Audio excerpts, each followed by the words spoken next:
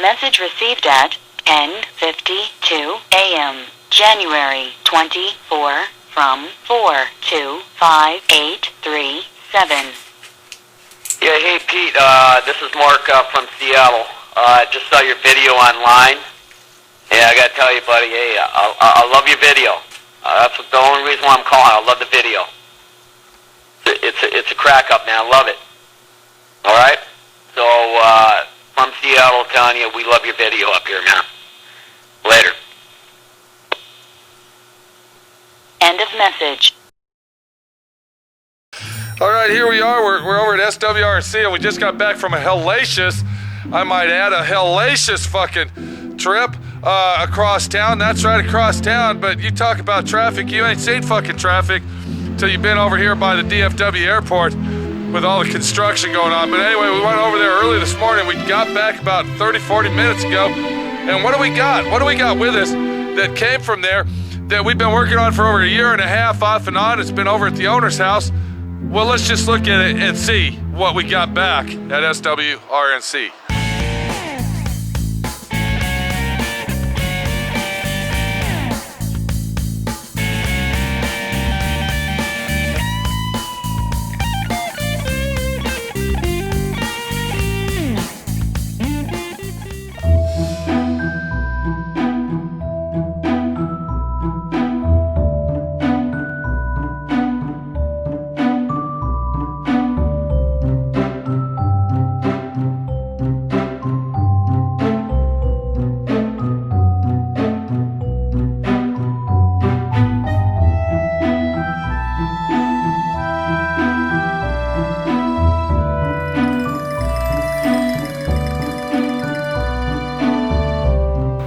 Why are you sitting down on the ground, 35 degrees? For what? Then sit on the fucking trailer, dude. The trailer's cold and the ground isn't? You're fucking joking me, dude. Then sit on the ground. Okay, stay on the fucking ground then. I don't care. Yeah, okay, thank you. You did a great job. Go ahead, take the straps off, Tony. Loosen one of these ones. Loosen that one. Let's get the straps off. Okay? All right, what we got back here, we got the 1974 Karmann Ghia.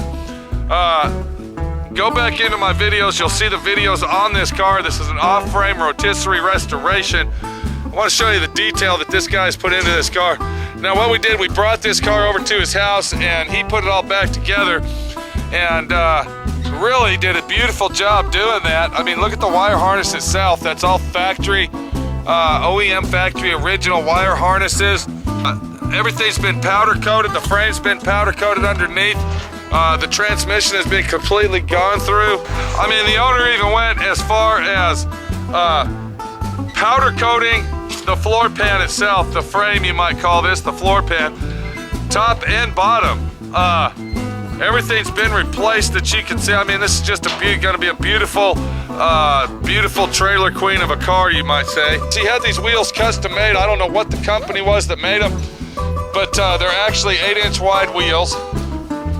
I believe that's an 8-inch wheel on there, and they're all 8 inches wide. It's a 17-inch wheel, and it's supposed to be a replica kind of the old Porsche wheel, if you can remember what those are. Hold on, what the fuck's going on? What are you doing? I told you how to do that, dude. I got that. No, I told you how to do that. Yeah. I told you that you put it like that, you pull this out, and you have to snap it down. Yeah, lock it together. Yeah. Now lock it on there. There you go. Now, pull that.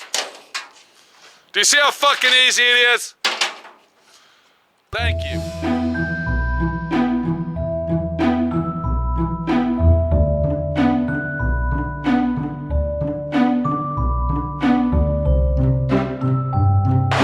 So anyway, we got the car back, and now it's time to unload it and get it back into the shop.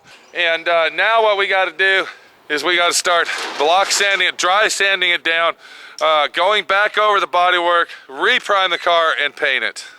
So what we're going to do here, we're going to see if Tony the Weekly Loser can actually push that car off by himself and roll it all the way up into the grass. Is that possible? Okay, let's go here. Let me help you out. Get up, get on up. No, get on up here. Get on up here, right here. Come on, now get up here and push it. Because look, you gotta go a little, there you go, ready? Okay, here we go, 179. Make sure the wheels are straight. I don't know, you're the one that got the fucking ramps out. Let's check. Are they lined up?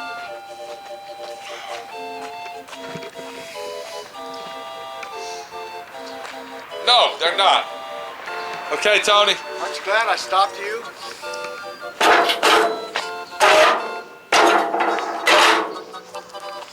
Okay, why is it every time that... Are you ready? Why is it every time that there's something that's your fault, it's always... Yeah, go ahead. The fucking ramp ain't lined up. Okay, keep going. There you go. Up, up, up, up. There you go. There you go. All right, that's good right there in the weeds. Thank you, sir. Thank you. You did actually work. You actually did something today to yeah. Thank you.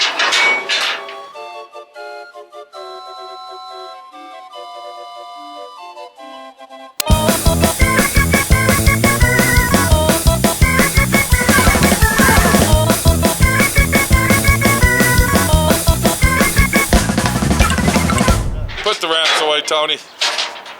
So as we come over here and look at our 34 Ford Coupe, we're getting ready to wrap up on this little job and send it down the road back to Bakersfield, California. And it's been a nice build. It's been a great build, and we're glad to see it go home where it belongs, which will give us room to finish our 1974 Volkswagen Karmann Ghia. And when that one leaves, there'll be another one to take its place and to sit in the shop on the floor where all of the cars of Southwest Rod Custom has sat once in its lifetime. Because that's what it's all about here, is getting her done, doing it right, and restoring the automobile heritage, not just of America, but of the world. All the way from Germany to America. Here you go, 1974 Volkswagen Karmann Ghia. I might say that it's going to be a beautiful Karmann Ghia, one of the nicest restorations that I have seen. And it's going to be a beautiful little car that the owner purchased brand new in New York City, brand new. Didn't he say he got it in New York City or upstate? Where did he get it from? Somewhere. On the East Coast. He said in New York, but was it city or upstate? Well, he bought it brand new, and he's carried it all around the United States with him ever since. Yeah. Painted it twice, I remember I think he said he painted it twice and took care of it. Yeah. And then we look in the middle bay, and we see the 1966 Chevy truck that will be leaving the shop one day, and we'll be going home to the owner that loves his truck. This truck here and the Karmann Ghia have a very, very, very common compatibility. Do you know what that is? No. They've been in the family since day one. He bought his car brand new and is passing it down to his daughter, and the pickup truck was bought by Grandpa brand new and was handed down to grandson. Grandson, that was the first car that grandson ever drove in his whole life. Out on the farm, he used to get in the old truck and drive it around the farm and have fun in it. Whereas first owner drove this car ever since it was brand new. One owner vehicles. One owner. These are one owner vehicles, yes. Those are hard to find. You can basically say that's a one owner vehicle. Even though it's a kit car, it's a one owner vehicle. This is a one owner vehicle. What is? Right here. So you bought this brand new, Tony? That's correct. Come on, dude. I did. You bought this car brand new off the showroom floor. Yeah. Mr. GQ45 himself. Yeah. Back in the day that you were GQ. 1996. It cost me $62,000. $62,000 brand new? Yeah. How much was it? How much is it worth now? I don't know. Probably about 5.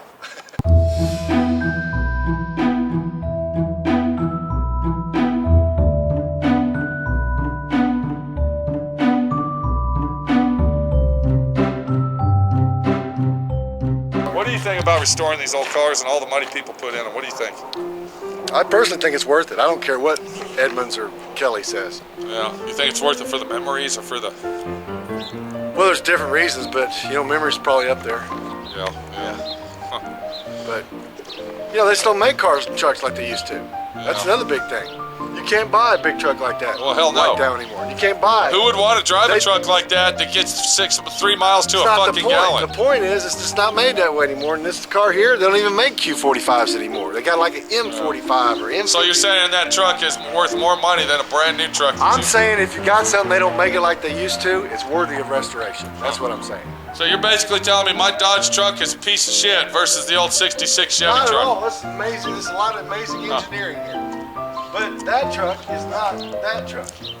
So that Yeah, you're right. You know, want me to tell you something? You can do whatever the fuck you want to restore that old antique classic automobile, and guess what? It's still, you're still driving an old piece of antique shit. classic automobile. Well, that's what she said. No matter what you do to it, it will always be that old antique ride and feel and that smell. right there.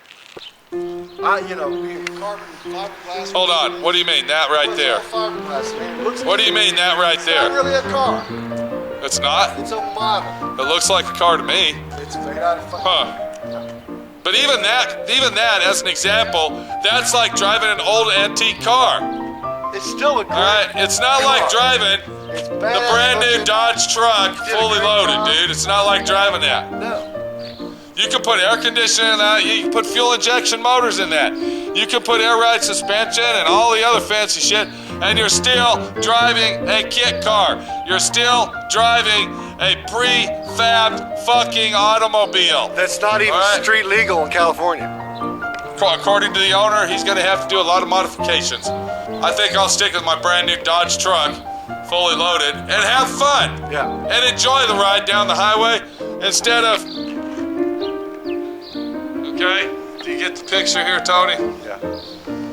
But, you know, I can't complain because I love my little Volkswagen, my little Maxwell Volkswagen. Yeah. And I will be driving, the weather's getting nice out, and I'll be driving him all spring and all summer and all fall. Yeah. And good old brand new Dodge truck will be parked out in the back and will only be used when needed. So that's how I keep miles off my vehicle. When your Volkswagen breaks down, you need a ride. My Volkswagen ain't never broke down but one time, and that was for, I believe, Well, remember, it was overheating. It was vapor locking in Kingman, Arizona, on the way back from from San Diego, California. Thank you, Tony. Thank you. Okay, thank you.